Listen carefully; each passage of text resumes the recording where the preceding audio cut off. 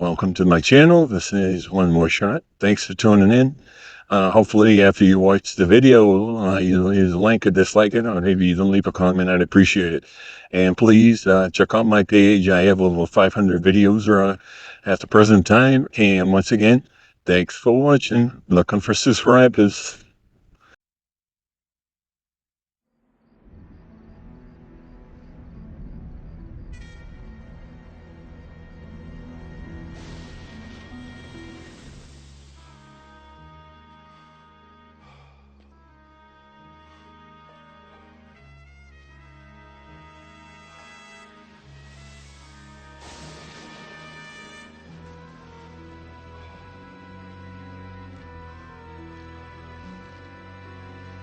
We interrupt this program for a special bulletin.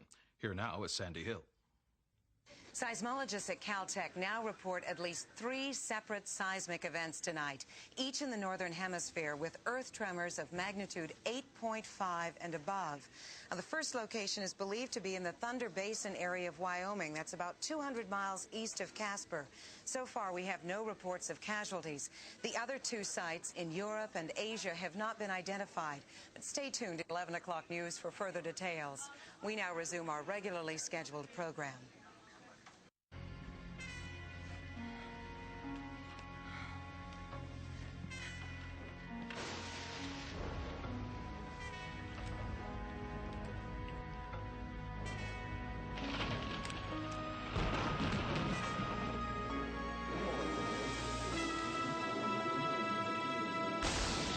We interrupt this program for a special report from Evening World News in Washington.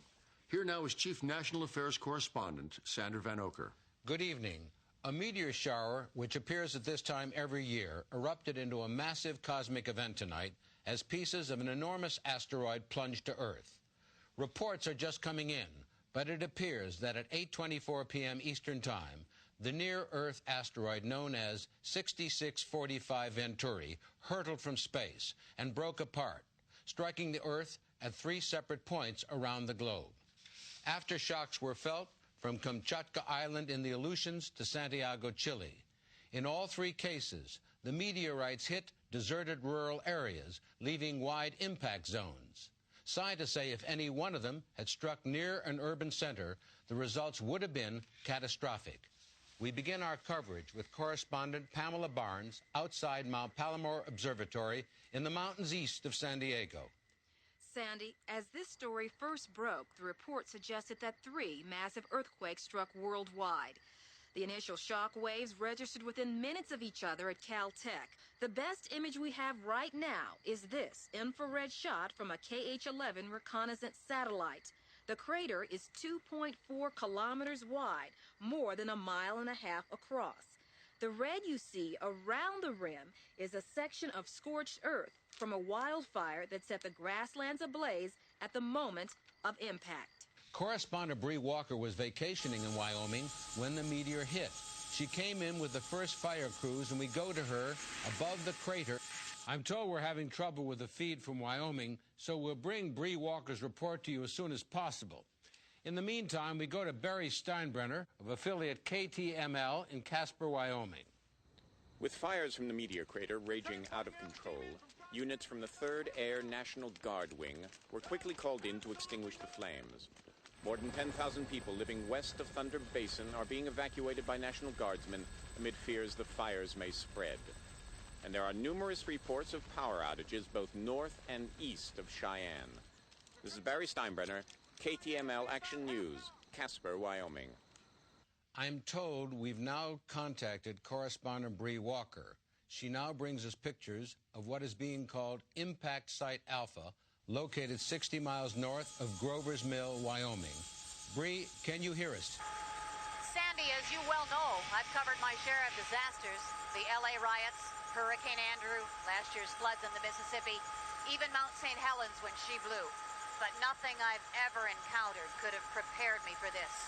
Let's give you a look from the chopper's camera mounted below. What you're looking at now is the crater itself. A massive inferno is the only way you could describe this. In fact, one of the firefighters I talked to said temperatures were near 1,200 degrees Fahrenheit and above. Any human being within miles of this impact would have been incinerated in seconds. As we came in through the smoke and the haze along the crater's east rim, the scene of devastation below was unbelievable, with dozens of state troopers and National Guardsmen surrounding the impact site. When the asteroid hit, it touched off a massive firestorm that destroyed much of Thunder Basin. We're told that chopper you see down below is flying a team of hazardous materials specialists from the Department of Energy. We expect that they'll be checking for radiation or any potentially deadly chemicals that might still be off-gassing from the site. And Sandy, we're just getting word that there may have been some survivors along the Thunder Basin National Grasslands. We're going to go over there now for a look. The two other pieces of this gigantic meteorite came down first in the Gobi Desert of China along the southern edge of Mongolia, and minutes later in a mountainous area of the Pyrenees about 20 miles south of Lourdes in southern France. Now tentatively known as Impact Site Bravo, Lourdes was the site in 1858 of a fabled visitation by the Virgin Mary. It's been a mecca for religious pilgrims ever since. But tonight, as correspondent Paul Whitaker reports, the mood there is one of fear. The churches are full here tonight, with religious pilgrims giving thanks. But not because they came to this holy site, because they're alive. Only hours before the asteroid fell in the mountains to the south, hundreds of people were still on the snow-capped peaks after a long day of recreation and skiing. On était dans le dernier téléphérique de la journée. He was in the last avec tous les cable amis, car off the mountain, et puis tout d'un coup, tout a just as commencé à the bouger earth comme started ça, to shake. Et puis le ciel He and his s'est friends ouvert avec looked une up to the immense sky boule de feu. and saw a huge fireball streaking across the sky. J'ai dit à tous mes amis. This woman, Sylvie Chenard, also survived, but when she got down, she discovered her husband, Jean-Paul, was missing. Il était le dernier à descendre la pente. Il voulait skier encore une. I took down the cable car, and Jean said he wanted to ski down for the last run of the day, and he didn't come back. Ironically, today was their 3rd anniversary. French rescue teams are combing the mountainside for skier Jean-Paul Chenard. A bitter twist to an already frightening turn of events. The French have an expression, plus ça change, plus c'est la même chose. The more things change, the more they stay the same. But tonight, as the lucky ones celebrate, happy to be alive, one senses these people will never be quite the same again. Paul Whitaker reporting from Lourdes, France. Little is known tonight about the 3rd impact site in China. But as correspondent Denise Wong reports from Beijing, the communist government has put the country on a state of alert. Sandy, it's just after 10:15 in the morning here in Beijing. Xinhua, the Chinese news agency, has reported that the 3rd asteroid hit at 9:29 a.m. Beijing time. It struck at 105 degrees east, 45 degrees north along China's border with Mongolia. While little more has come from the government here, Reuters has just released this aerial photo taken by the French satellite agency SPOT from 12 miles above the Earth. The crater is almost a mile and a half across. Denise, that's almost identical, I repeat, identical to the Wyoming impact site. What do you know about casualties? Well, Sandy, Tiansang is in a remote area of the Gobi Desert with no rail lines and few highways in or out. As a result, it may be days before the full damage from this 3rd impact site can be assessed. We'll be back to you, Denise, as soon as there's more. I thank you. We switch now to the Johnson Space Center, where Matt Jensen is standing by. Sandy, the NASA scientists who track these enormous asteroids sometimes refer to them as killer rocks. As such, one of the first questions we asked was how? How could an asteroid of this magnitude have come so close to Earth and not be detected till impact? In July, the comet Shoemaker-Levy 9 struck the planet Jupiter in a series of massive impacts equal in force to 2 million hydrogen bombs. These events were monitored worldwide through the enormous eye of the Hubble Space Telescope orbiting the Earth. Scientists had known for months that these events on Jupiter were about to take place. In fact, they were actually able to predict the precise moments of impact. Dr. Kurt Loudon was one of the NASA scientists tracking Shoemaker-Levy. Well, what about it, Doctor? Why the surprise this time? Well, first off, there are at present some 2,500 near-Earth asteroids, magnitude 1 mile and above, that could intersect with the Earth. We've only identified about 10% of them, and those have all been on benign trajectories. Until tonight. Yes, well, you see, if an asteroid is coming directly towards the Earth, it's very difficult to see it until it's literally on top of us. Dr. Loudon, this is Sandra Van Oker in Washington. Do I understand you to say the Earth is at risk from more of these asteroids? Well, not to sound alarmist, but if one of those rocks came down on a big city, Well, what, Doctor? let's just say it would make Hiroshima seem like a 3-alarm fire. Thank you. That was Dr. Kurt Loudon at the Johnson Space Center. In a moment, we'll be joined by Dr. Carolyn Jaffe, Evening World News science editor. But first, some rather startling developments from correspondent Bree Walker. Sandy, we're told now that at least 3 men perished in the firestorm touched off by the impact from the meteorite. Believed to be sheep ranchers who were leasing grazing lands from the nearby Thunder Basin National Grasslands. What you are seeing is live and unedited. It's hard to believe, but only a month ago I was camping in these hills. This was lush, green grazing land, leased by the federal government to sheep ranchers for their purpose. Now, it's all just ash and char. You can see the bodies of dead animals scattered everywhere. Bree, you should know your signal's breaking up. Kind of devastation. Wait a minute, something moved. What? What? Where? Down there to the left. You see that thing by the fire? Let's get a closer look. Go in. Oh, you brought... I see. God. It's moving. All I know And over is there, a the little... helicopter is over Thunder Basin National Grasslands. We have the picture. Come on, Billy. My Let's God, go down. it's a human Let's being. see. Let's go get her. Come on, Billy. Okay. I have no idea how anyone could have survived this, but that is a human being. It appears to be a child. It's a child. We're moving in. What you're seeing, Bree Walker, her cameraman, Billy Dunn. Now you're not seeing it. I hope you will. They're moving in. There they are. That's Bree moving in on what appears to be a survivor. She's moving toward the child. She's moving toward the child. There she is. It's okay. Cameraman William Dunn behind her. It is definitely a child. It's all right. Okay. It looks like it is a little girl. It is a little girl. In the chopper. It's okay.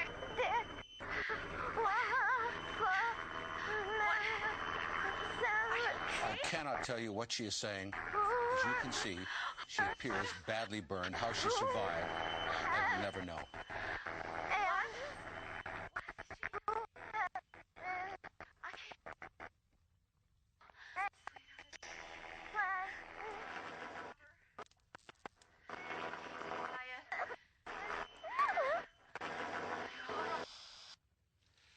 Apparently, we've lost our signal. That's just extraordinary to think that anyone could have survived so close to that fire zone. It appears the child was trying to say something incomprehensible. She obviously was in shock. We'll try to get back with correspondent Walker to learn more about that little girl's condition. In the meantime, we'll give our affiliates a chance to break. This is Sandra Van Oker in Washington.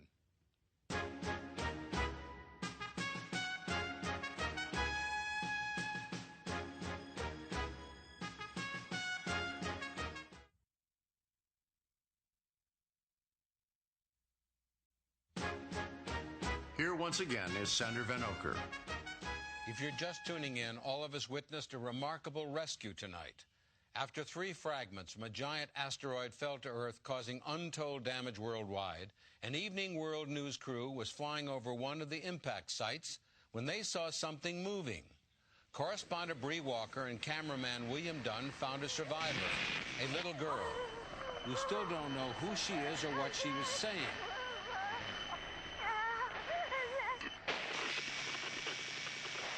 At this moment, our helicopter is flying her to Mercy Medical Center in Casper, Wyoming, and we'll get word to you on her condition just as soon as we have it. Joining me now is our science editor, Dr. Carolyn Jaffe. Sandy, in the grip of a story like this, it's a reporter's job to hold back, remain dispassionate, and yet, when you look in the eyes of that child, you can't help but be moved. I understand you prepared a report on just how powerful these meteors can be.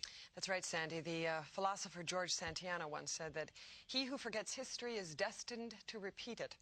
Well, the 3 asteroid fragments that rained down on the Earth tonight weren't the first, and most likely they won't be the last.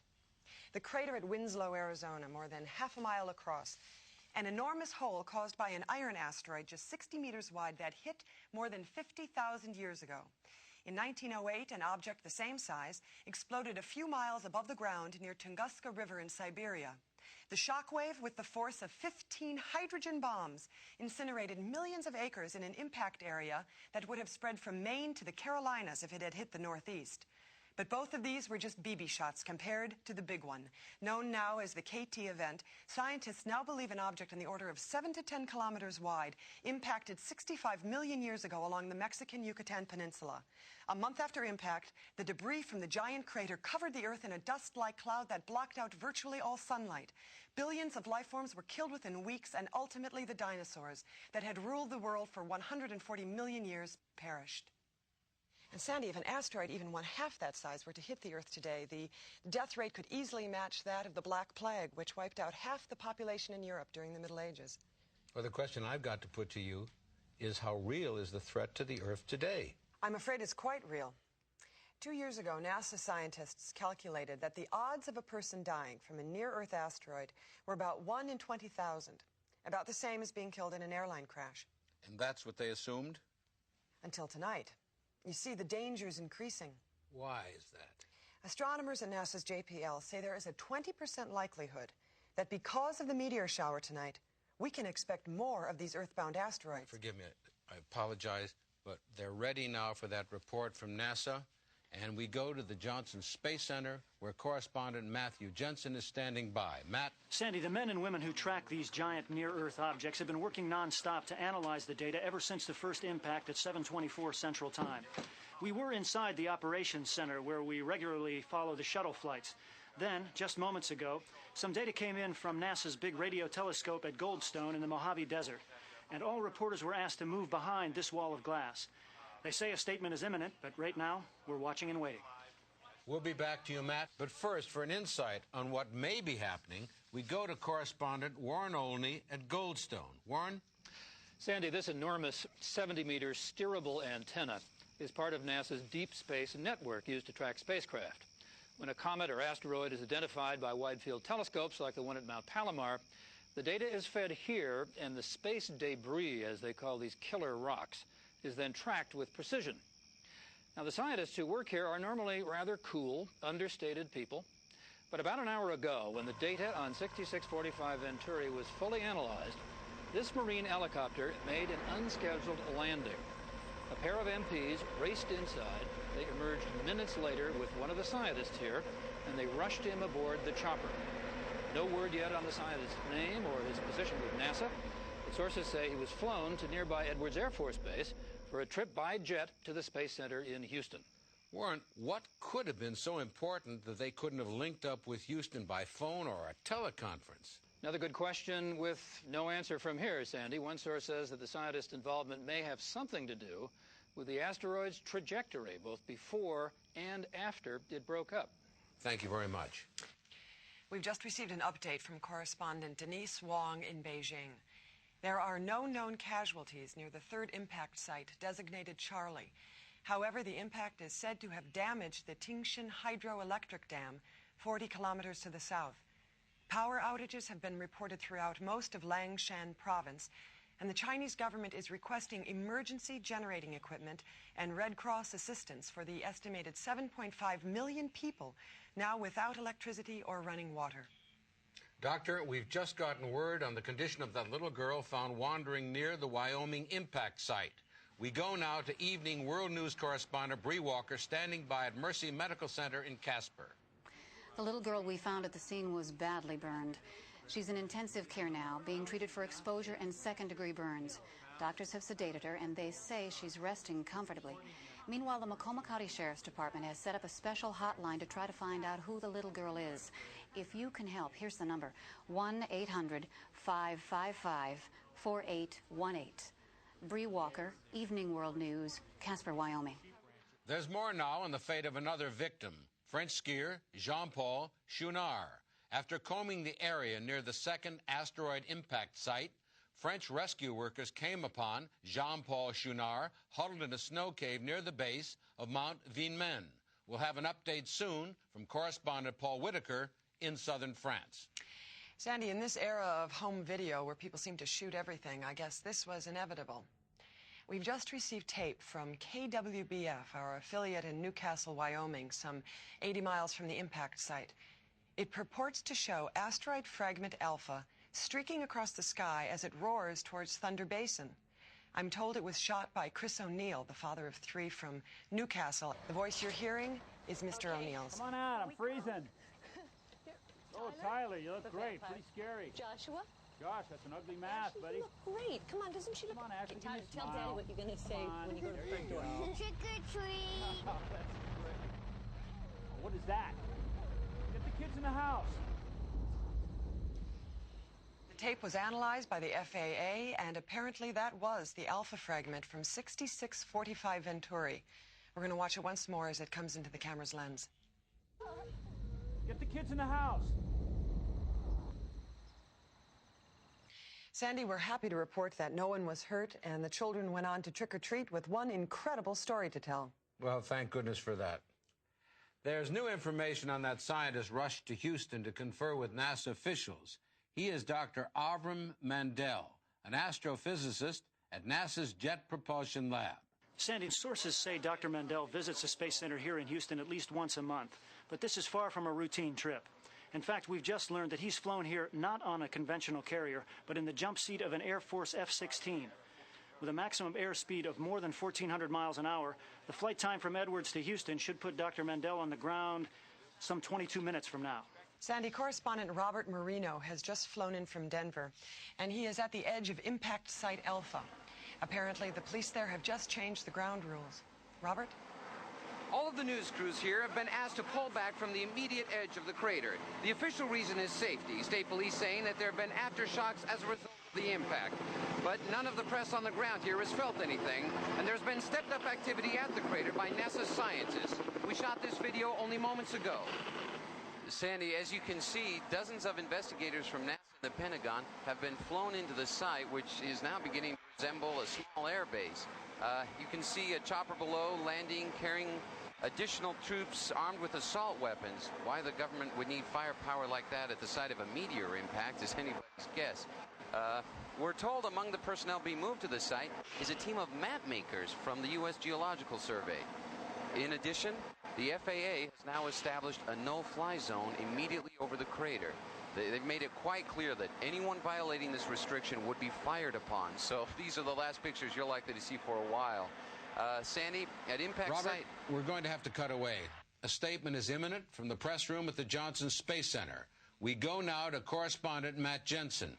After a virtual blackout since the first impact, Dale Powell, NASA's Director of Community Relations, is about to speak. Mr. Powell, can you tell us... I have a short statement. There will be no questions at this time. Let me just say from the outset that what we're about to show you is based on findings that are preliminary at best. We didn't get that. The findings are not, I repeat, not definitive. Data just analyzed by the Space Center's computer suggests that the asteroid 6645 Venturi was approaching the Earth on a precise trajectory for impact at 90 degrees north latitude when it broke up over the polar ice cap.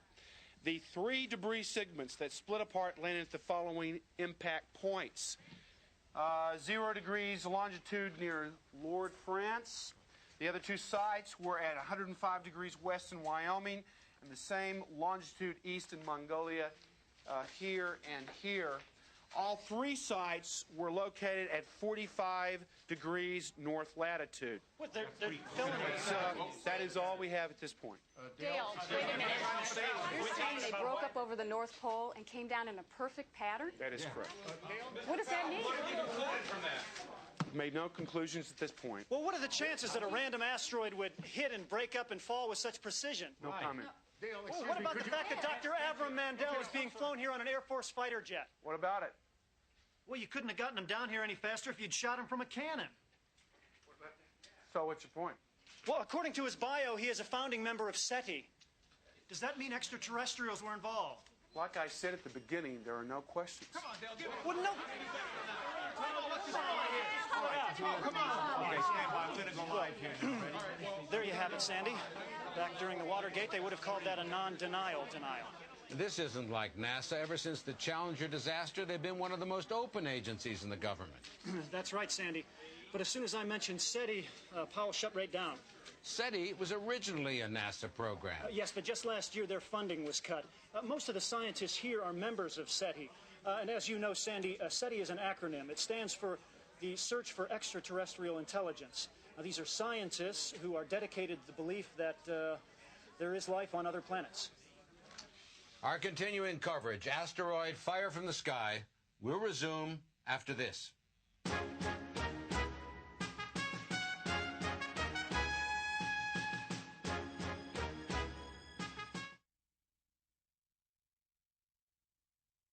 Evening World News continues its coverage with Dr. Carolyn Jaffe and Sander Van Oker. For those of you just joining us, we're tracking the story of a large near-Earth asteroid that broke up over the North Pole tonight and collided with the Earth at 3 sites in the United States, Europe, and Asia. We'll have more on the damage in a moment. But first, news on 2 of the survivors. Correspondent Paul Whitaker begins with this live report from Lourdes in southern France. Sandy, rescuers are bringing skier Jean-Paul Chenard down from the mountain where he's been stranded since the asteroid hit earlier this evening.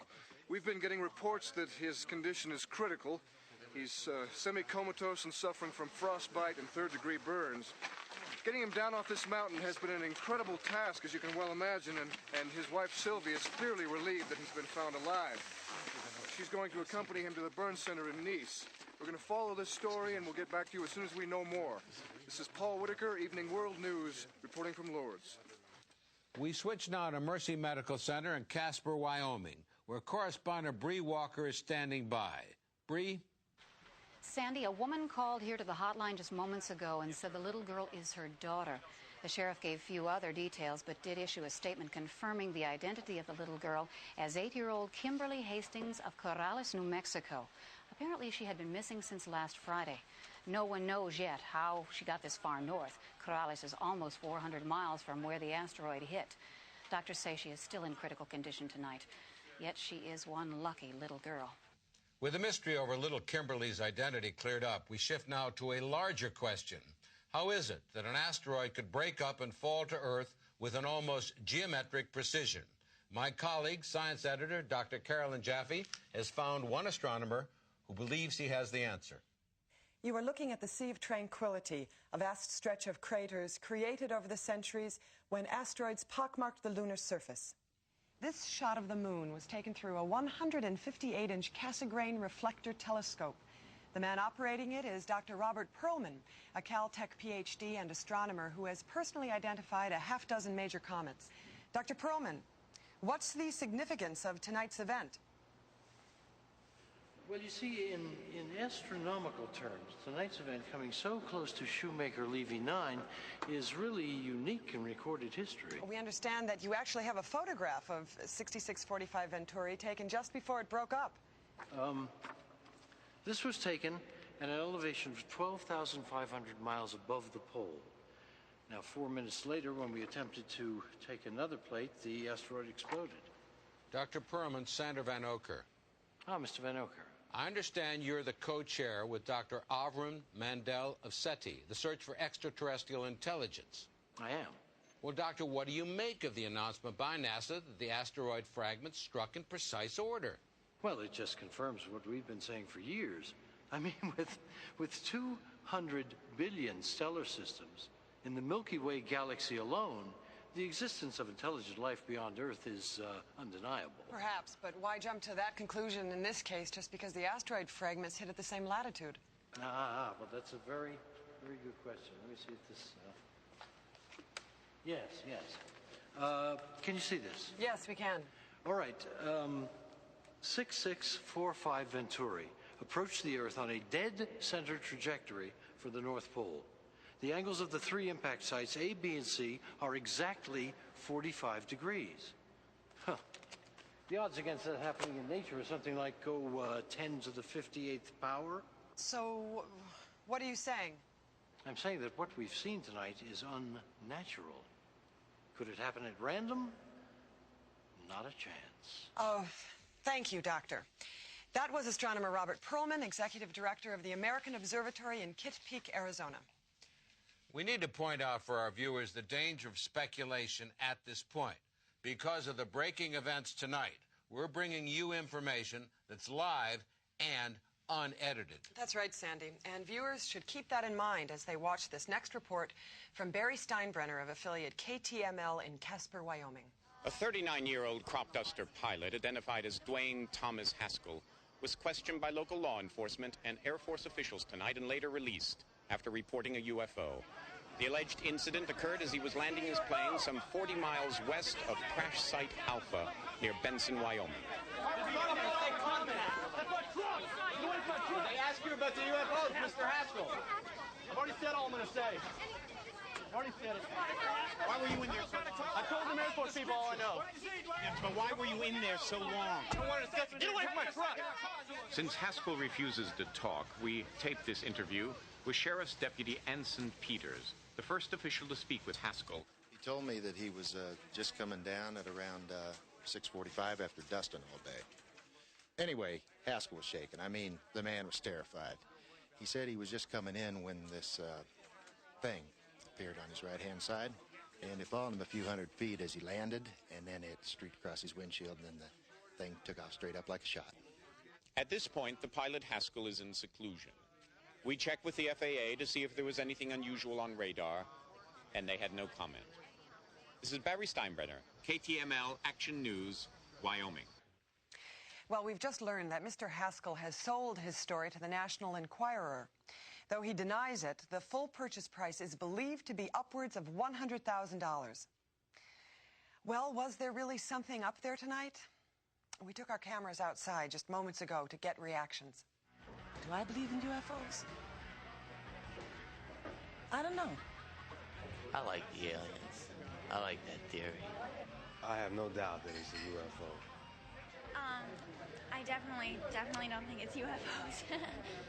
Well, see, that to me is just humans' arrogancy to think that everything can be explained with scientific data and information. I mean, for years we've always assumed that there's no life on other planets, but why would they be there? I'm not surprised. I don't know. I don't think so. I really don't. I don't believe in aliens and stuff like that. No. All right. As you know, the White House has been noticeably silent in all this. The president's out of the country at the G7 Economic Summit, and for him that may be a blessing.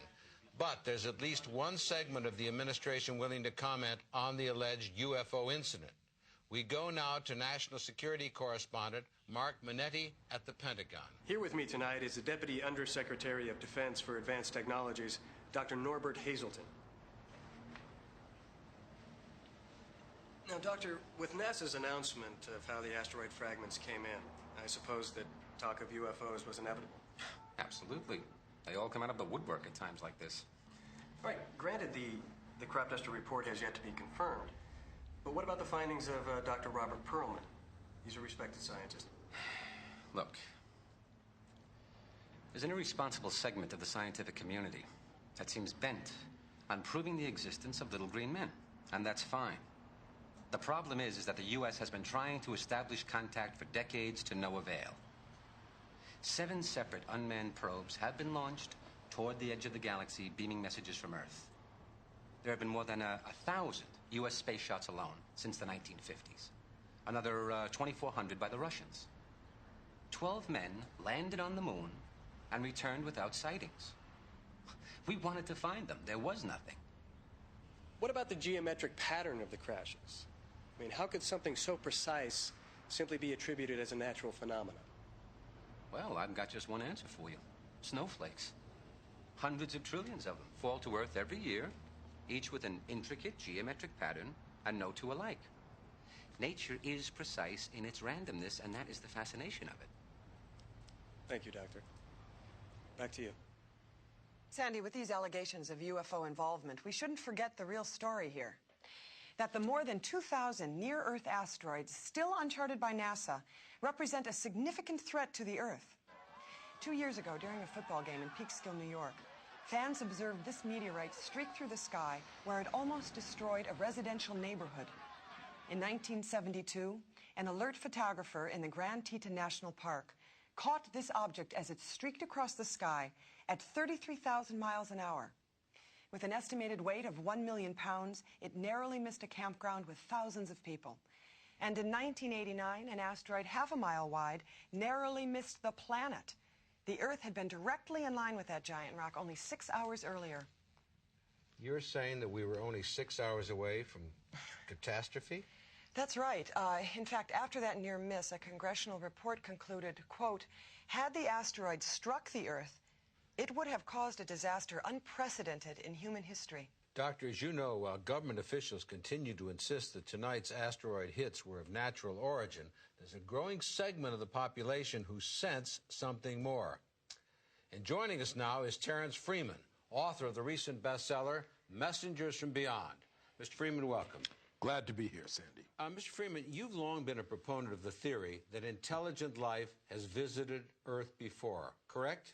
Oh, there's no question. There are ancient cave drawings showing figures in space helmets, the pyramids, the enormous figures on Easter Island, even the circle at Stonehenge were all built at a time before we had the technical skills to create them. I'm sorry, Mr. Freeman, but you seem to be denying all human achievement. Oh, on the contrary, men and women accomplished these things, but they were guided by forces on high. It's axiomatic. You can trace the benchmarks throughout history. They come every few hundred years, and we are long overdue. Well, there are plenty of responsible scientists who would argue that these asteroids are long overdue. You know, there's a dictum that scientists are taught to follow. It says that when you are faced with an enigma, the best explanation is usually the simplest and most logical one. In this case, asteroids, not aliens. Forgive me, I've got to interrupt you both. We've just received a disturbing report from correspondent Robert Marino. He's now on the ground near impact site Alpha in Wyoming. Robert?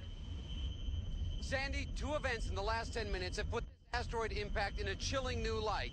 First, our news chopper and about a half a dozen other aircraft were forced to land when an intense radio signal began jamming our navigational system. Then, after we hit the ground, we began to hear that noise in the background. A loud, pulsating hum coming from the direction of the meteor crater. The decibel level has increased minute by minute to the point where you almost have to scream to be heard. Bob, can you get any closer to the rim of the crater? Can you get any closer to the rim of the crater? Right. Right.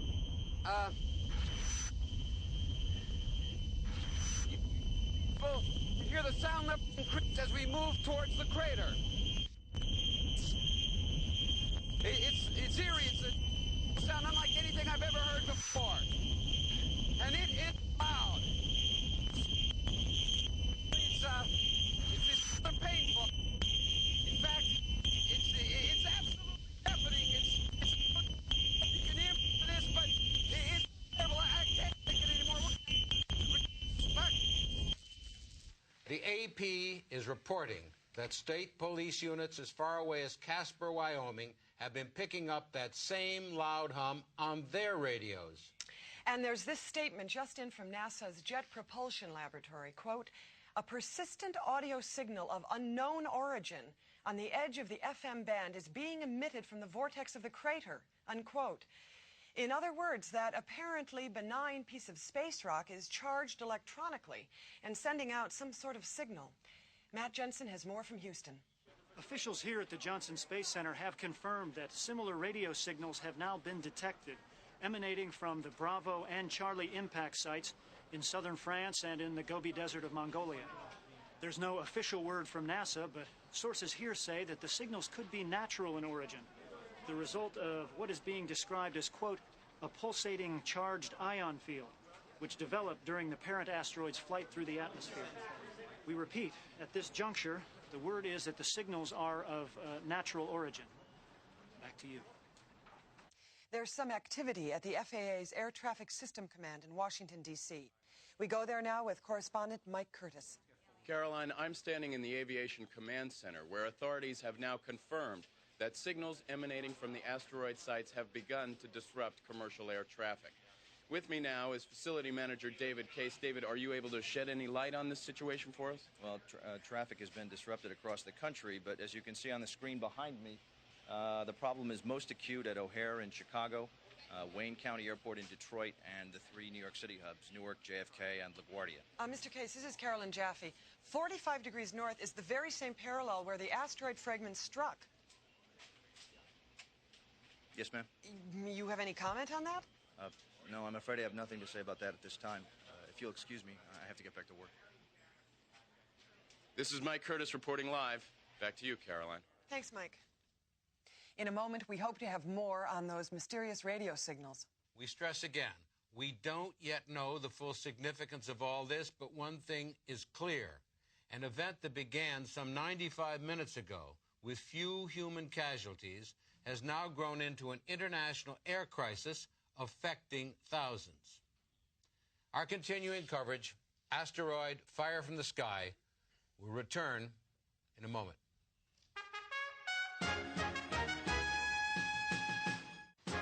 Here, once again, are Dr. Carolyn Jaffe and Sander Van Oker. For those of you just joining us now, we are following an ever-widening crisis touched off by the impact tonight of a massive meteor that broke up and fell to Earth. Radio signals from the three impact sites are affecting air traffic worldwide, and FAA officials are recommending that people fly tonight only if it's absolutely necessary. We go now to one of the cities hardest hit. Correspondent Ernie Anastas is in New York. They come here to Times Square, as they always do when the world is in trouble. The Cuban Missile Crisis, the Kennedy assassination, the war in the Gulf, all reported up on that sign. When you want to take the pulse speed of the planet, few places can give you a reading like New York. Ever since the meteor shower started several hours ago, things we take for granted have been affected.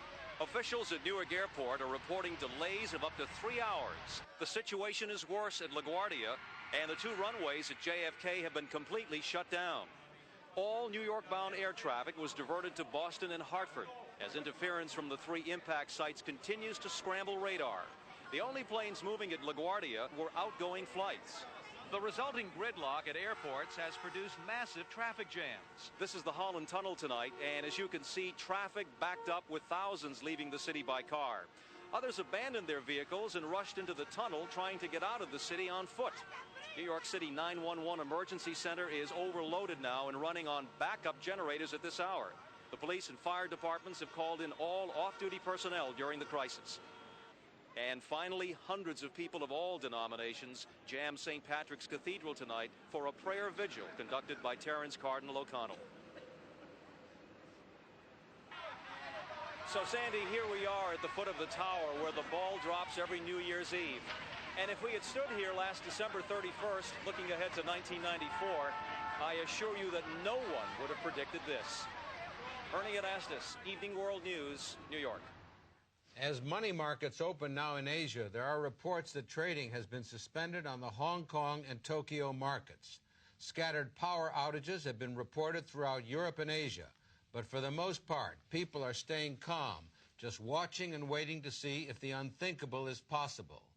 Could intelligent life exist elsewhere outside our solar system? And if so, do they have the capability of visiting Earth? Doctor? Sandy, America is a country that thrives on conspiracy.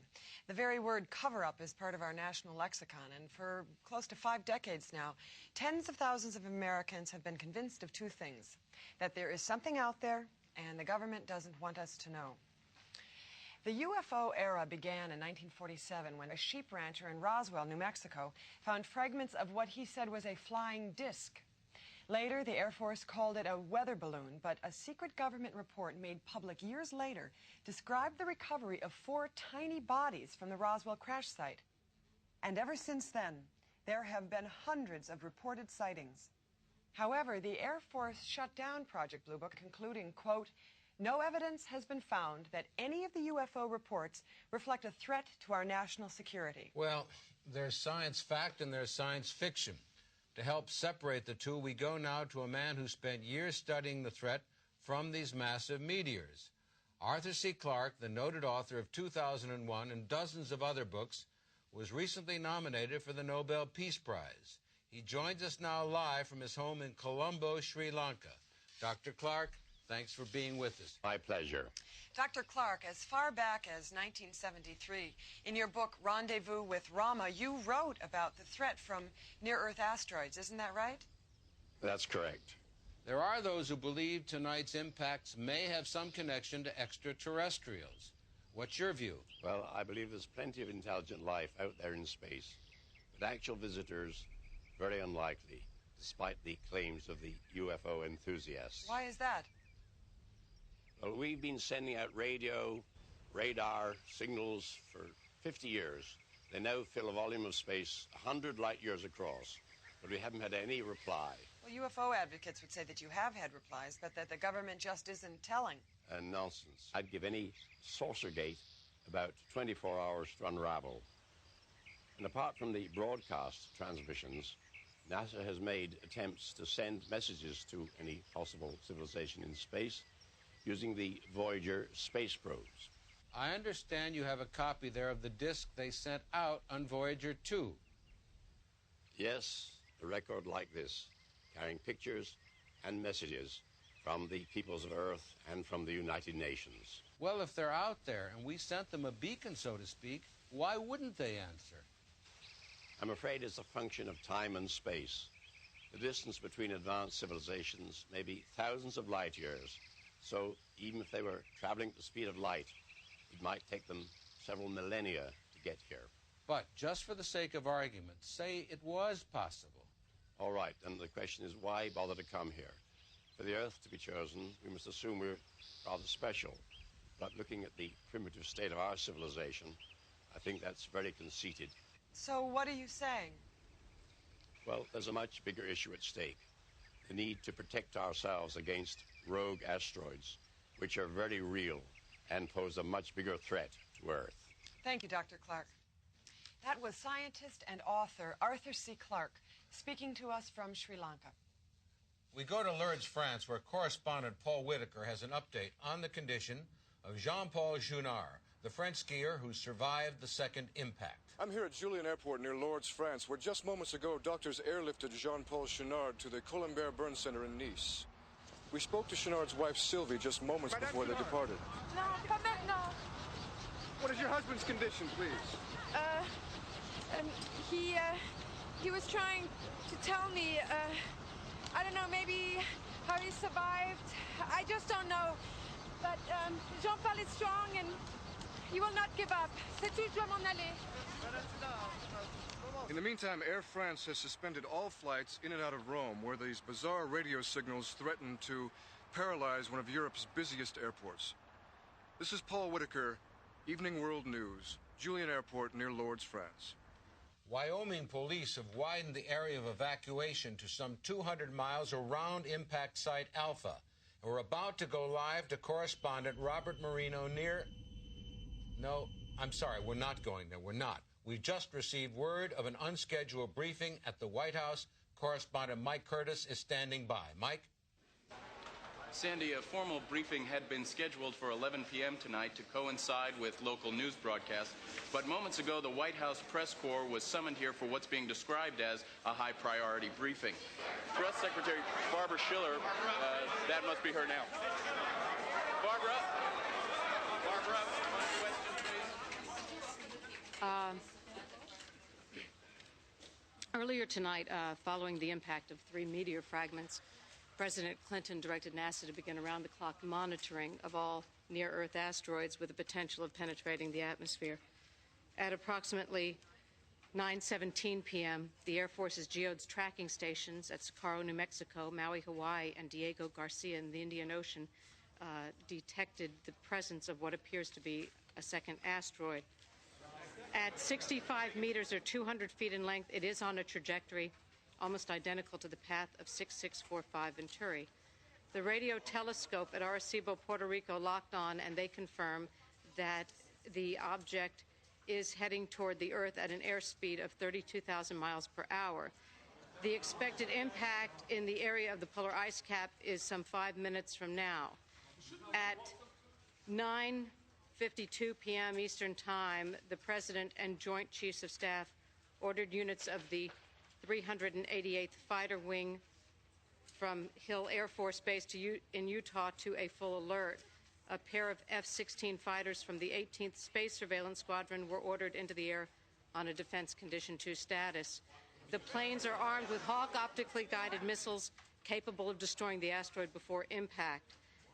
These missiles are tipped with 2-kiloton low-yield nuclear warheads.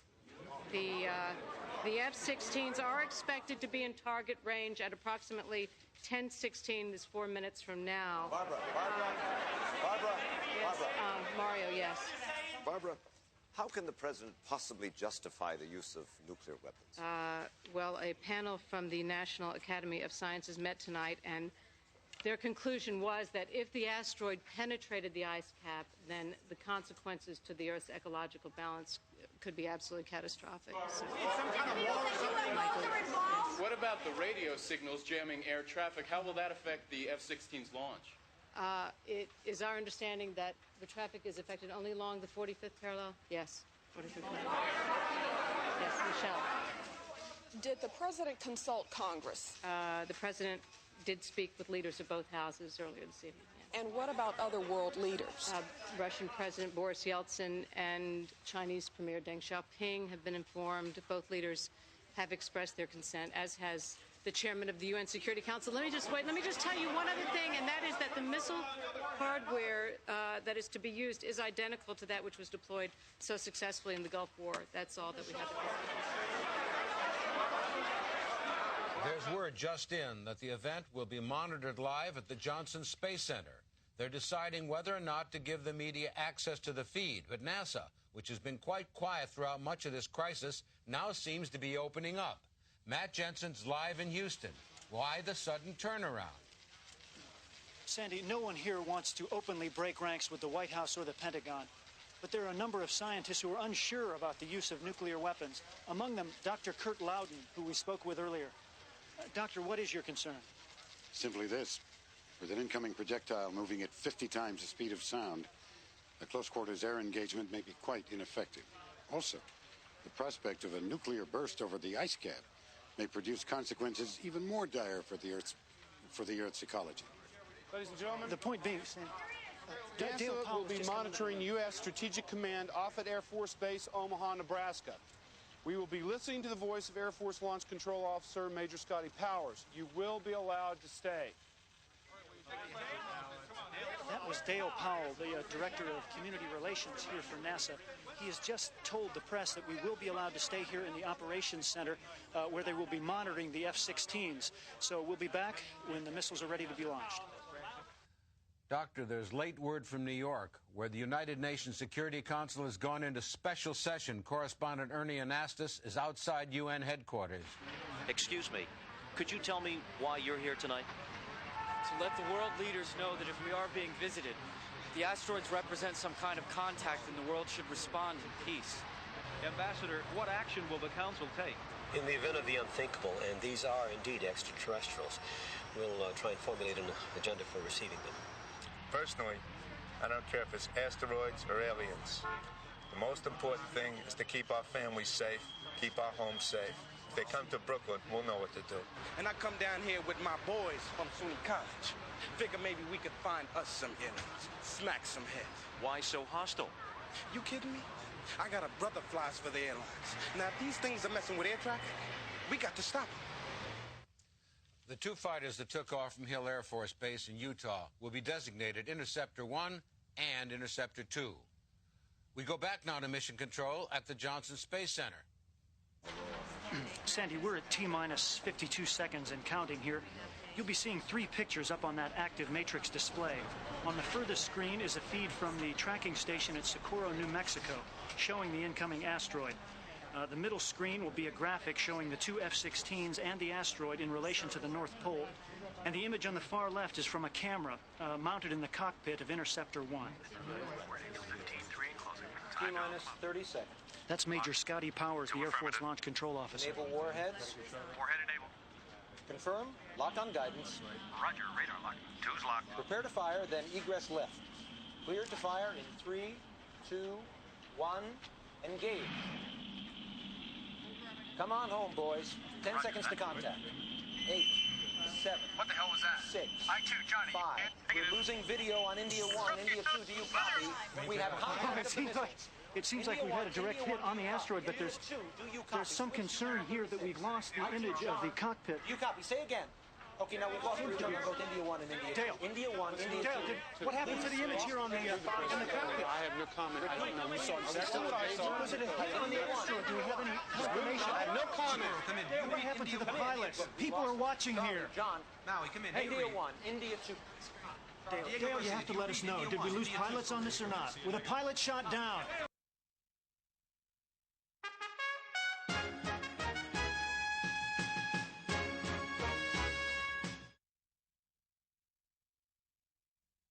At 10:16 p.m., some 4 seconds before the asteroid was destroyed, the transponder signals from the two F-16s went off the radar screens. At the same time, the sounds we've been hearing from the craters were heard in the F-16's transmissions. The two pilots, Air Force Captain Charles Reichheiser, 32, and Major John Pastorelli, 36, both of Hill Air Force Base, are missing and presumed dead. The nuclear submarine USS Houston, which surfaced at the polar ice cap, has reported seeing debris consistent with the afterburner of an F-16. Search teams are racing to the scene from Gander, Newfoundland. Now to the Pentagon, where the Air Force is about to conduct a briefing on what they're calling defensive engagement with the meteor. The postmortem will be handled by Deputy Undersecretary of Defense Norbert Hazelton and General Lucian Alexander, U.S. Air Force Chief of Staff.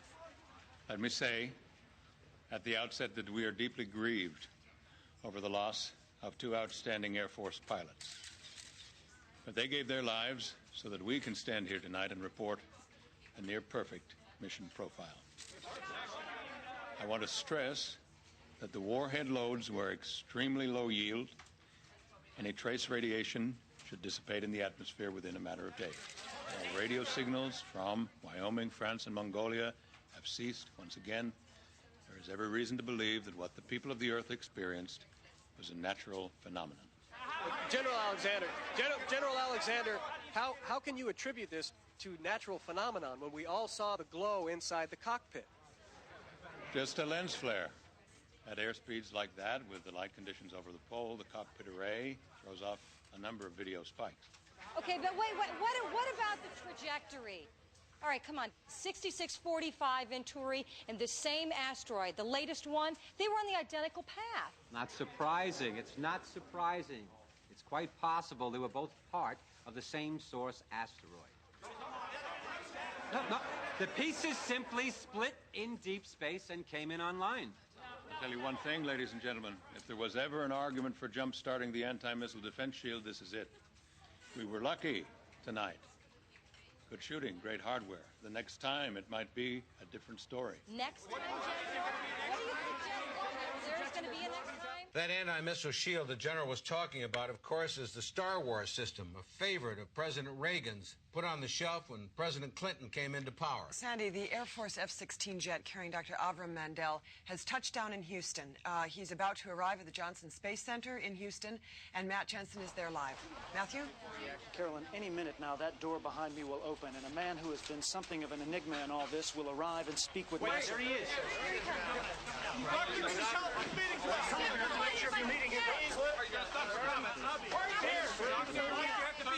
Any comment on the action over the pole?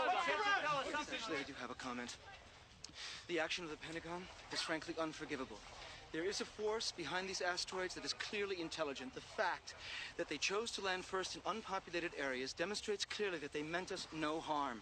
The radio signal was acting merely as a sort of transponder to help steer the second vehicle in. But if second vehicle is come crashing down to Earth. Listen to me, people. The entire notion of a flying saucer is a fiction. It's a fiction. They took the form that they wanted to take. They came in the way that they chose to come, in peace at first. What are you saying, Doctor? What I'm saying is that we have made a preemptive strike, people. We have just declared war.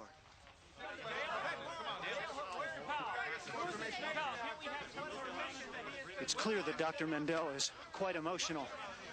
And as soon as we have details of his meeting here, we'll be back. This is Matt Jensen, Evening World News at the Johnson Space Center. An Evening World News telephone poll suggests that more than two-thirds of the public now believes that the asteroids are connected to alien life forms.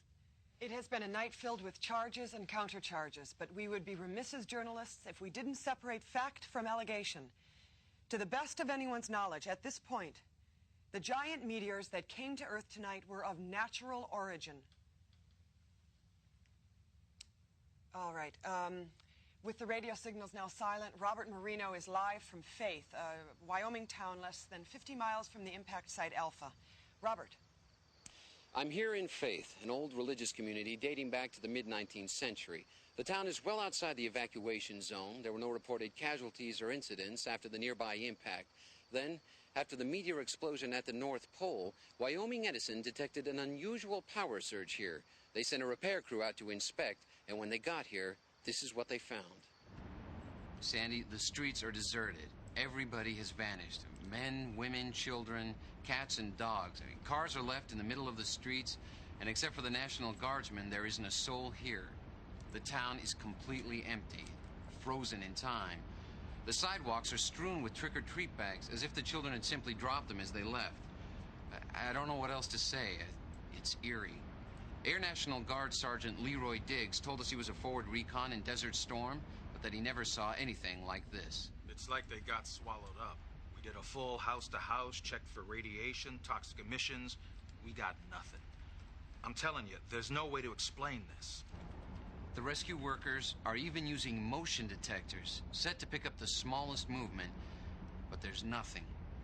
In a town where 3,000 people live, work, and go to school, everyone is simply gone.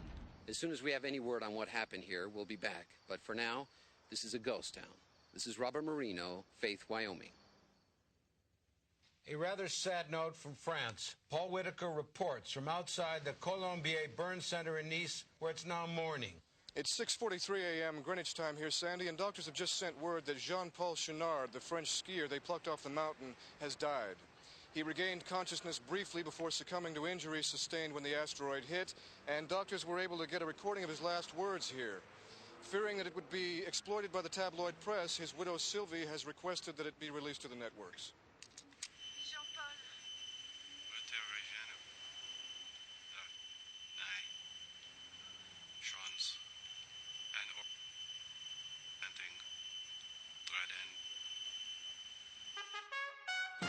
Evening World News continuing coverage will resume in a moment.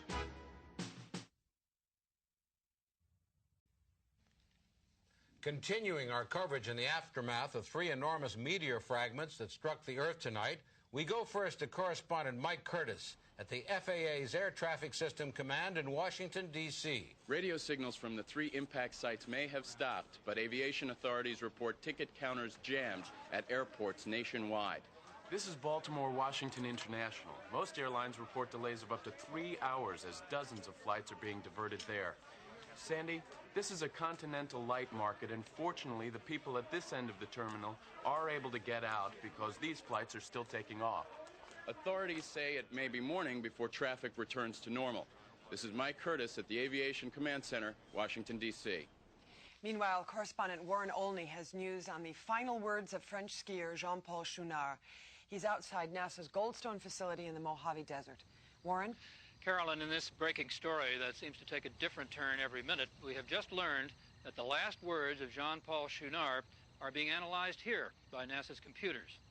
They're checking for any similarities between Chenard's incomprehensible speech pattern and that of 8-year-old Kimberly Hastings, who, of course, was found more than 6,000 miles away. We'll have more on this when we get it. Now back to you. We have an update now on little Kimberly Hastings, the 8-year-old girl found wandering near impact site Alpha. Bree Walker is at Mercy Medical Center in Casper, Wyoming. Bree? Finally, some good news to report as little Kimberly's condition is upgraded from critical to stable. Doctors are still not able to get through to her verbally, so there's no way to know what, if anything, she remembers from the asteroid crash. As to how she got to the impact site, when Donna Hastings, her mother, arrived at the hospital just moments ago, she was mobbed by media wanting to know the answer to that question. How did let Kimberly get to Wyoming? Daddy, I got a court order to keep him away, but he didn't care about it. Come on, fellas, give us a break, okay? Tell us more. 3 days ago, he went off to daycare and he just up and he took her from me. But why so far from home? Come on, we're in here. He said that he was going to go to Canada. Kimberly, you got any more questions, please? So you're the lady from the network, right? You're the one who found Kimber? What's your name? What's your name? So much. She's so pissed we can see you. Donna. She's gonna be okay. Donna. Let's go. Thank you so much. Sandy, Dr. Robert Perlman, the astronomer we interviewed earlier, has done a computer analysis of the first 3 impact sites. He's joining us now live from his lab at the American Observatory in Kitt Peak, Arizona. Dr. Perlman, can you hear me? Yes, thanks. This is a 3D model of 6645 Venturi as it came to Earth. It breaks up at a point some 6,500 miles above 90 degrees north latitude, which is the true North Pole. You can see the 3 fragments falling to their impact sites designated Alpha, Bravo, and Charlie. As I connect the trajectories, you will see what looks like a diamond-shaped pyramid with its apex above the pole. The angles on impact are exactly 45 degrees. Forgive me, Dr. Perlman, but that looks remarkably like the line drawing you showed us earlier. What's so new about this model? Well, it will become relevant when I show you this. Now, this is an exact reproduction of a pixelated message that was sent out in 1973 on Pioneer 11. Here you will see symbols for man, the solar system, the DNA double helix, which is the basic molecule of life, and a figure representing the Pioneer spacecraft itself. You will note the upside-down pyramid. Now watch. It's unmistakable. The asteroid fragments represented a symbol. They were using the descent vectors to send us a message. That's an intriguing theory, Dr. Perlman, but I'm sure you'll agree it's subject to debate. Of course. We've invited Dr. Norbert Hazelton to join us. He's Deputy Undersecretary of Defense, and if you don't mind, he has some questions. Not at all. Fire away, Dr. Hazelton. Dr. Perlman, if I understand you correctly, you're saying that aliens visited Earth tonight? No, I said it was possible. Come. You brought in Pioneer. You've matched a couple of triangles. What are you saying? Well, if you put it like that, point blank, yes, it sounds improbable. But consider what happened tonight. The pattern of the impact sites, the radio signals, survivors speaking in tongues, an entire town missing. Forgive me, Doctor. This isn't some Trekkie convention. There are millions of people in the world right now panicking needlessly. Yes, and I would like to know how much that has to do with the hair-trigger response of the Pentagon. Me, Doctor. If you can show me aliens in those triangles, I'll give you the second gunman on the grassy knoll. Listen, you know as well as I do that the scientific community is divided on this, but you people see this as an opportunity to hotwire Star Wars, and it shouldn't come down to that. There is much more at stake here. You're damn right there is. Gentlemen, I'm sorry, but we've run out of time. You've just heard from astronomer Robert Perlman and Deputy Undersecretary of Defense Norbert Hazelton.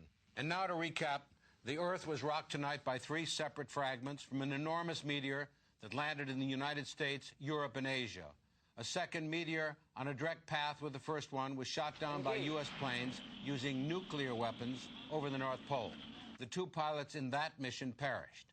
After radio signals from the 3 meteor fragments began jamming air traffic worldwide, civil unrest broke out in a number of countries, with some speculating that the asteroids may have a connection to extraterrestrials. That issue has fractured the scientific community. While the sole survivor of the asteroid impact in Wyoming, an 8-year-old girl, remains hospitalized, unable to speak. President Clinton is now jetting back to Washington aboard Air Force One. He's scheduled an address to the nation when he lands at Andrews Air Force Base at 11:16 p.m. Eastern Time. Forgive me, Sandy, but Dr. Avram Mandel, the SETI scientist rushed to the Johnson Space Center, has just emerged from a meeting with NASA officials. He's talking with reporters right now, and we pick up his comments in progress. No. I'm way past that. Well, why do this here? Because I'm no longer speaking as a staff scientist at NASA. Effective at 9:32 p.m. Central Time, I have resigned my position. As a concerned astronomer, and most importantly, as a human being, I can no longer associate myself with the government's handling of this ongoing crisis. Look. We were given a gift tonight, people. We had a visitation. They came in peace, and we answered them with 2,000 tons of TNT at the end of a nuclear warhead. Now, what if this had been Jesus? Or Buddha, or Mohammed, or a prophet of old? I mean, haven't we learned anything from history? I mean, we all know that we have the most violent planet in the galaxy, but why? In God's name, why did we have to take it to them? Look, Doctor, you're upset. Why don't we do this the right way? I wanted to do this the right way, Dale. That's why I flew out here. I tried to plead with these people, and it didn't do any good. Dr. Mandel, you mentioned before that this is an ongoing crisis. What did you mean by that? You don't know? No. You mean they haven't told you anything? Look, the doctor is clearly disturbed. Bobby, don't you do this. This is not responsible. Dale, I am responsible to myself now.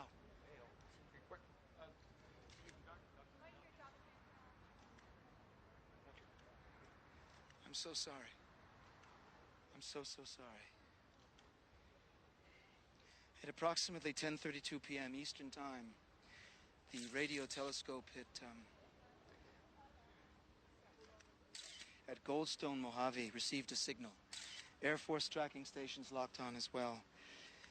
There are 3 asteroids of a magnitude of 2 miles each and above that are on a trajectory with Earth. They are headed directly toward 3 of the Earth's most populous cities, Beijing in the People's Republic of China, Moscow, as well as Washington, D.C. Why those cities, Doctor? I don't know. I can only guess, and that is that they are the capitals of the only 3 nations on this planet who have a first-strike nuclear threat. The asteroids are expected to hit sometime around 10:52 p.m. Eastern Time. That's 9 minutes from now. We declared war against them, people. We did it. And now they've just decided to respond. So may God have mercy on us all. Our coverage of this continuing crisis will resume after this.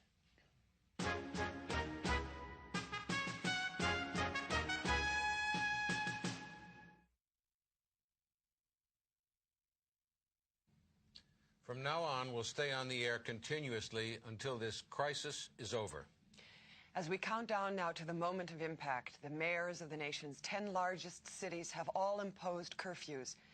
Looting is widespread amid fears of food shortages as the crisis deepens. Meanwhile, the radio signals at all 3 impact sites have resumed. This time they're affecting not only commercial air traffic, but radio and TV signals across the globe. In many countries, telephone service is out. The reaction in this country has been panic. Hopefully everything's going to be okay, but I just don't know what I'm going to do when it happens. Well, as of right now, I'm not really frightened because, I mean, I haven't seen them, and, I mean, they haven't really come after me, but if they start coming after me, yeah, I'm gonna be scared. I gotta get out of here. My family's waiting for me. 你去邊度嚟㗎？你快啲啊！ I'm not a religious person. I haven't been to Mass in years, but I came tonight. Sandy, there are reports of panic worldwide as fears begin to mount. As you can see here, the French police are having no success in trying to calm the people who are rioting. While in Washington and other cities around the world, the fear is being expressed in candlelight vigils and other peaceful gatherings. No one seems to know what to do or where to go. No place is safe as we realize the magnitude of this crisis. People take to the streets in different ways, but one thing is clear. Racial and national boundaries are disappearing as the world reacts to a greater danger. The best advice anyone can give at this point is to get inside a building, move to the basement, and stay there. In the event broadcast stations lose power, turn to the Emergency Broadcast Network at AM 640 or FM 102.4. We begin with a series of reports from Evening World News correspondents. This is Paul Collingwood in Moscow. It's 6:40 in the morning here, and Red Square is completely deserted. Even during the darkest days of the Cold War, when the U.S. nuclear arsenal was aimed at this city, you never felt such palpable fear. This is not a religious country, but this morning the churches and synagogues are filled. This is Michael Curtis reporting from Washington, a city normally associated with great power. But tonight all anybody really feels is powerless. Some people have gone home to be with their families. Some are in transit trying to get out of this city, but a group of people have gathered here to be together at the feet of a great man who once saved this union, perhaps in the hope that he might somehow do it again. What would you do if you were told you only had 7 minutes to live? Or maybe it's just a strange attraction we have for witnessing natural disasters. Tidal waves, great fires, or this, asteroids falling to Earth. Whatever the reason is, all we can really do is wait and watch and pray. This is Denise Wong reporting in Beijing, where an eerie calm has set in after hours of fierce fighting between riot police and angry student demonstrators. Now people simply want to be with their families, and we can understand why. All services are reported shut down. Hospitals are overflowing. There's word of a massive fire raging through Shanghai with no apparatus or firefighters to stop it.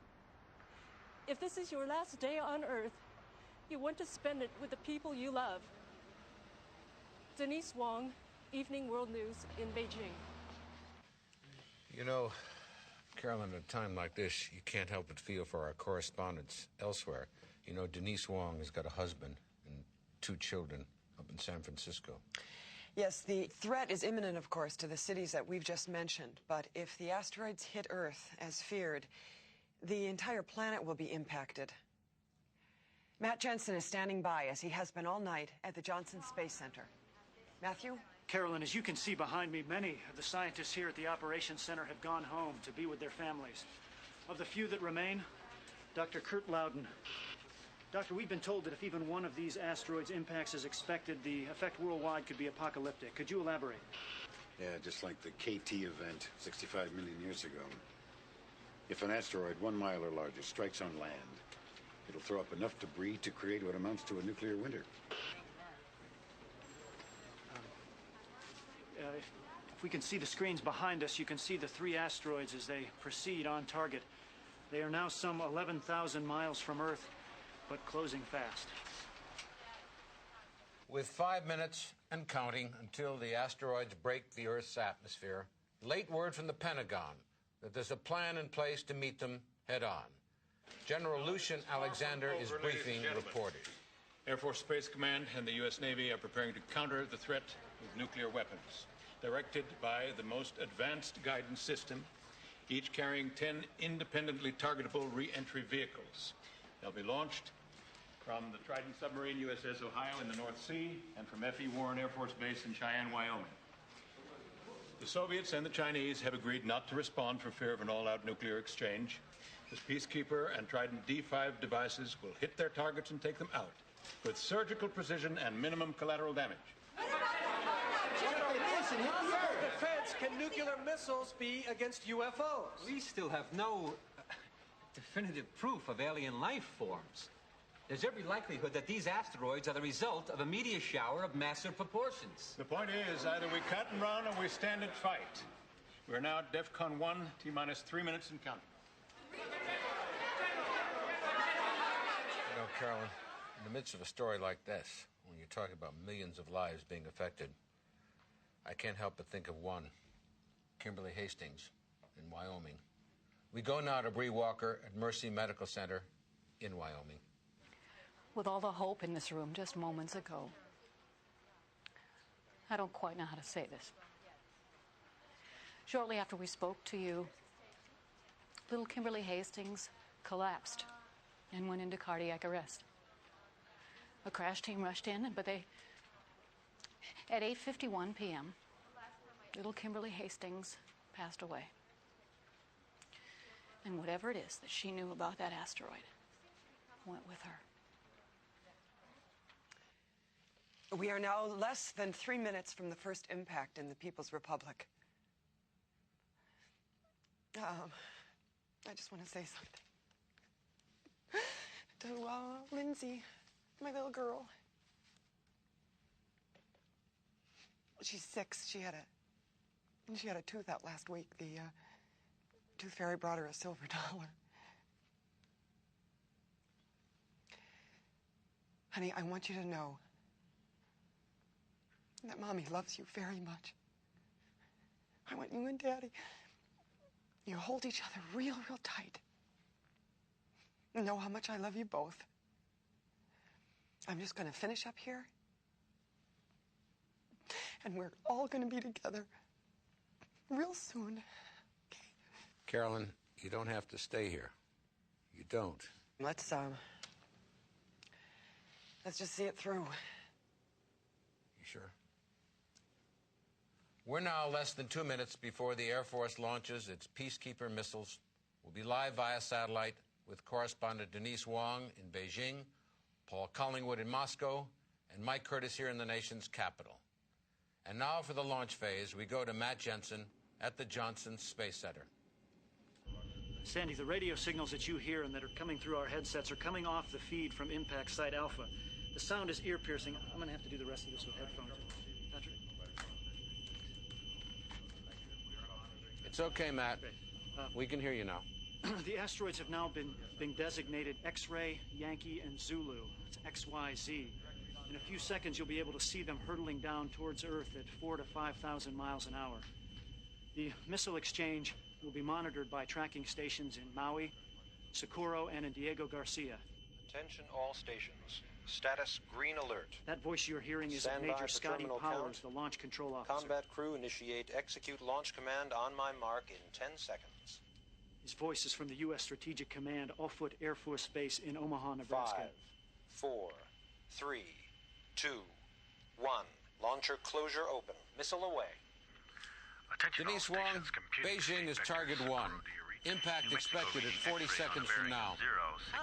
The radio interference is too strong. Do you see anything at all? You're breaking up, Sandy. I'm sorry. I'm going to have to take the headset off. I think you were asking if I saw anything. The answer is no, not yet. I can't tell you I'm scared. Impact over China at T-minus 15. We've lost the audio, but I assume that's a picture of her husband, Greg, and her 2 children, Tricia and Mallory. I said before, they all live in San Francisco. 6, 5, Denise, 4, please hold on 3, if you can. 2, 1. We've lost contact with Denise Wong in Beijing. Matt Jensen, can you tell us the status from where you are? Well, by the cheering behind me, I'm sure you can tell we've had total incineration on X-ray, but it is far from over yet. We believe the first asteroid has been destroyed. We go now to Paul Collingwood in Moscow.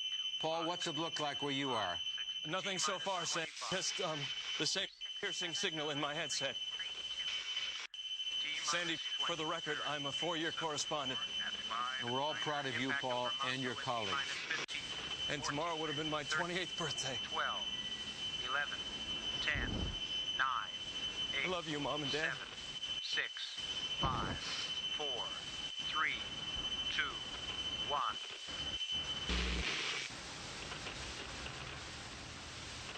Sandy, what happened?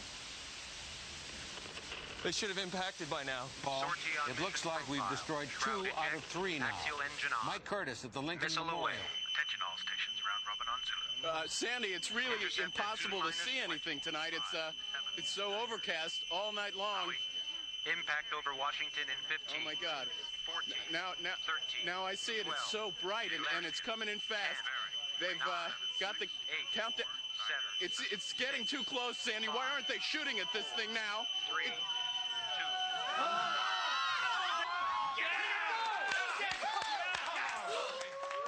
Thank God. Thank God.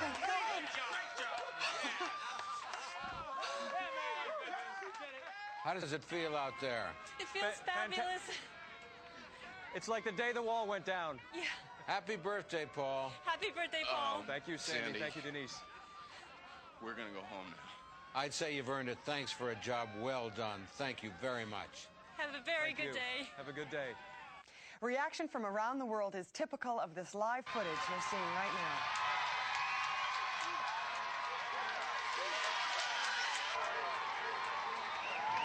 But before we sign off, correspondent Warren Olney has some information for us from Goldstone. Sandy, the scientists here have deciphered the speech patterns of Kimberly Hastings and John Paul Chouinard. Here's the feed now.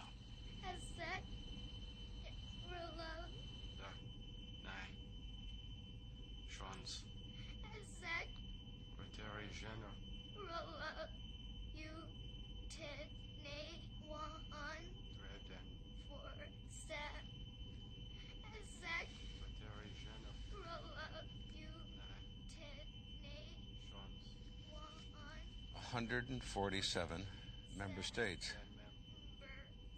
Wait a minute. That's the recorded message we sent up in Voyager 2. Sandy, there's a report from the Johnson Space Center. Matt Jensen is there with comes to us live. Matt? Carolyn, as you can see, the elation in the room behind me has stopped. People were cheering and celebrating, and then it was as if a balloon would burst. Quiet permeated the room, and nobody seems to be giving any indication why. Matt, what is it? Matt, what do you see? Just tell us what you're seeing, Matt. What's the cameraman's name? I'm told his name is Patrick. Patrick, just move the camera to the screen. Show us what you're seeing on the screen. Patrick, do you read? Show us what's on the. Track trajectories. No, there's too many. There's too many to calculate. Oh my God. This is Houston. France, do you copy? France, this is Houston. Come in, please. Do you copy? Mexico City, this is Houston. Mexico City, do you copy? Do you read me? Please change frequencies and copy. Mexico City. Maui, state your incoming. London, this is Houston. London, do you read me? This is Houston. London, if you're there, please answer. Anchorage reports Juno has been destroyed. We have a response. Beijing, this is Houston. Beijing, do you copy? Beijing, please come in. If you can hear the sound of my voice, please come in. Beijing. Socorro, please come in. Obviously, we'll stay on as long as we can. And we'll keep feeding you the signal from the Johnson Space Center as long as possible. With all the missiles and all the power. I can only leave you with this thought from Shakespeare. The fault, dear Brutus, is not in our stars, but in ourselves. Cape Town, Washington, this is Houston. Washington, do you read me? Washington, this is Houston Control. Please come in. Come in, Washington. This is Houston.